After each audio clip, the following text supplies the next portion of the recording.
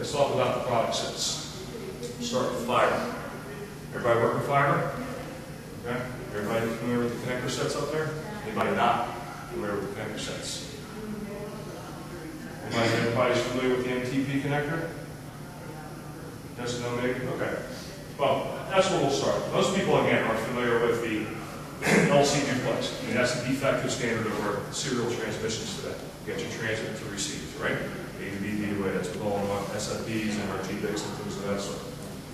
The NTP or MPO connector, as the standard states, okay, is a multi-fiber connector. Its main benefactor is this kind of 6-to-1 plug factor in an LC. 6-to-1.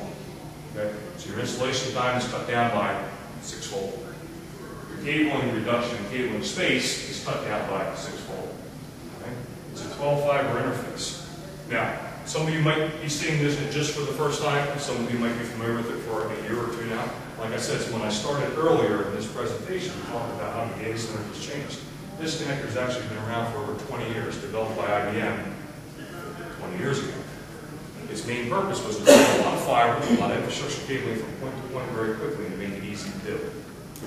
You used to be able to order mainframes and high-end P-series servers and things of this sort, pre-cabled feature codes from the factory with direct attached harnesses, which is one of the functions of these particular cables and brackets. And when these things came to your floor, you were able to plug them in 3 seconds.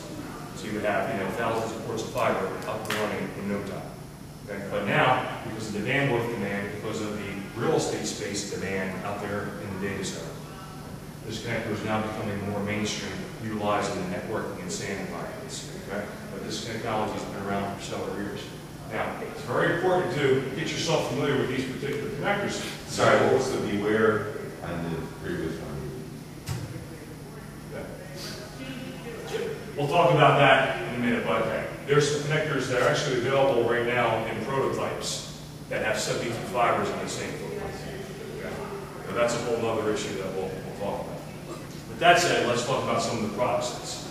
About 3 years ago, we introduced the skinny trunk technology.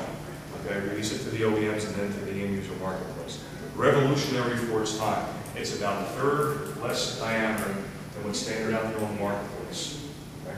1/5 of the weight. Okay? And the bend radiuses are about 5 times the diameter, which is about 1/3 of what's industry standard at about 15 times the bend radius. What our goal is, and as we go further and talk about specs, you'll see that the PV loss budgets from point to point have shrunk substantially. And the way that we build out these systems are not going to work if we don't do certain things inside the design of the cabling to assure you that it's going to work. Okay? So, bend insensitive fiber, standard and multi-mode. Okay? One of the only companies in the world that offer that.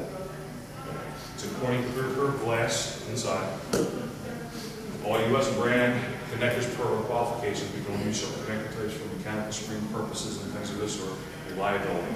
Okay? Everything that we have is all round style cable. You'll see nothing flat ribbon. Okay? We also don't try to stay away from zip cable because zip cable has a tendency to keep its memory on things. Our whole goal is to reduce footprint, okay, and increase performance. Let's talk a little bit further about this NPO as we're talking about as a passive environment. About 4 years ago, okay, with our work with IBM, IBM developed what they used to do, referred to as supercomputer. They used to daisy chain mainframes together, okay, using big, huge copper cables.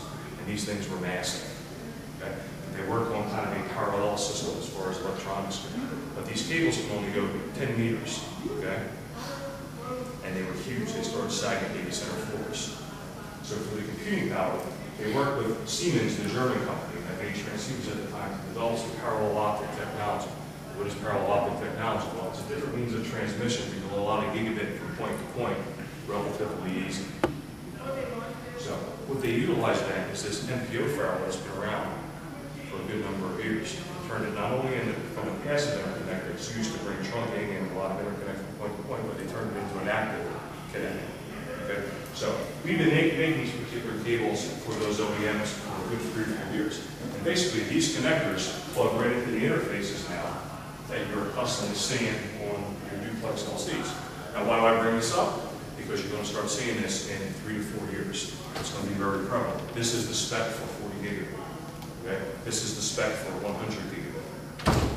Without getting too technical as far as the transceivers go, everything 1 gig and above inside of all our transceivers now are SFPs, okay, transmit with a VCSEL, which which is a low power laser. Right? Everything 1 gig and under is an LED. Everybody familiar with an LED? That's what we all assume multimode transmissions are.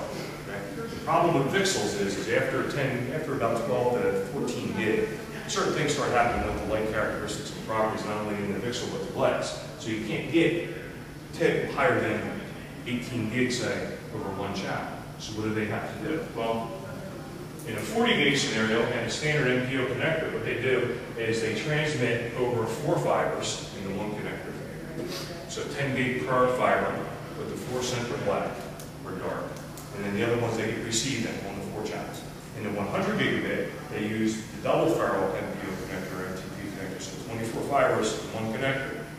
And they get 10 transmit signals and 10 receive signals in the same connector. Now, why do I bring this up? Because it's very important when you're laying infrastructure today. One thing, because of parallel optics, the skew factor in the cable, everybody know what skew is or no? Skew is time differential delays inside the glass with respect to the other glass inside the cable. So when we have a multi-fiber interconnect such as this in our active technologies, when you plug this in, all 10 signals or all 4 signals that are going down the cable have to go to the point, have to receive at the receiver end with respect to one another in a certain amount of time or it won't work. Okay?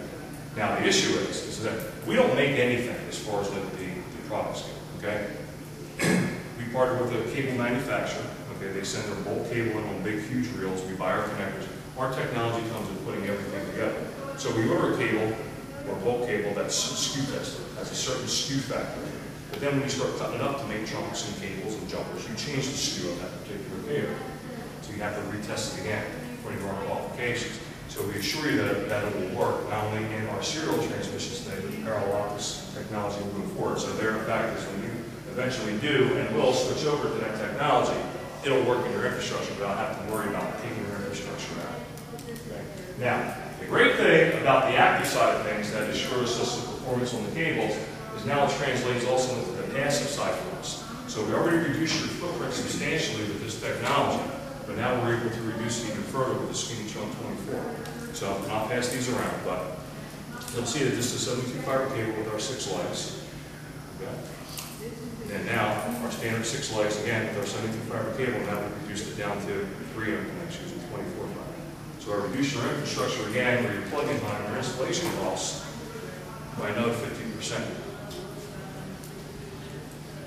So when we're designing out our infrastructure, we're reducing our footprints in planning. A lot of people don't take into consideration what that actual installation cost is. And that's usually the main factor of, again, the cost factors.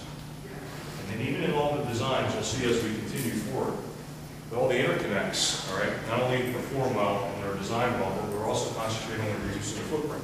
So we also have a reduced MPO footprint as well, where I reduce your cabling again by 50%. Anybody work with sand directors? Okay. You know how much cabling is in those sand directors. Okay. So when we're talking Cisco 9513s, fully loaded 512 ports for RP 48,000, we have 386 ports. Right. We're talking about a lot of cabling. You put a lot of cabling in those racks, you cut down airflows. Right. So we need to not only reduce cabling underneath the floor, but we need to reduce it inside the racks. Okay. But yet increase our port counts, and that's always a challenge. So we continually reduce the footprints across the board.